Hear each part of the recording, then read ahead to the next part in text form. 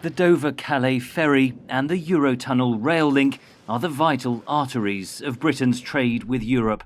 About 4 million trucks use the crossings every year. When the Brexit transition period ends, the majority of goods will require border checks, especially if there's no trade deal. The British government warned Wednesday that up to 60% of heavy goods vehicles, or HGVs, may not have the right paperwork. They therefore be turned back by the French border authorities, clogging the Dover to Calais crossing. And in such circumstance, that could lead to queues of up to 7,000 HGVs in Kent.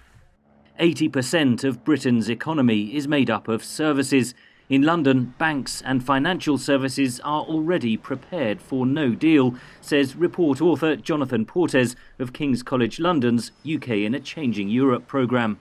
And so they've relocated legal entities, some staff and so on to deal with that. JP Morgan is the latest bank to announce such a move this week, shifting $230 billion worth of assets from London to Germany. Britain's economy has already shrunk by a fifth this year, owing to the coronavirus pandemic. The ongoing effects could mask the impact of a no-deal Brexit, but the two could compound each other. It'll be very difficult to interpret what's happening in the economic statistics and data because, of course, we are in this extraordinary period. Business and government have already got their hands full dealing with the consequences of COVID. The border between the Republic of Ireland and Northern Ireland becomes an external frontier between Britain and the EU. There are fears any border checks here could trigger a return to sectarian violence.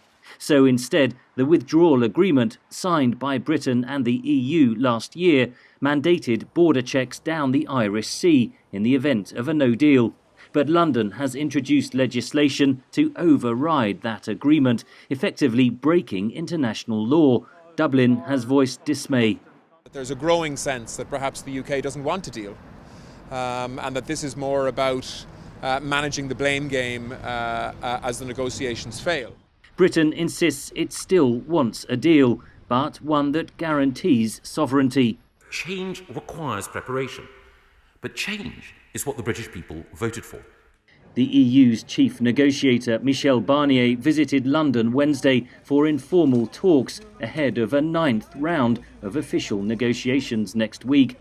Analysts note that even if a deal is achieved, it won't be comprehensive, and disruption is likely whatever the outcome. Henry Ridgewell for VOA News, London.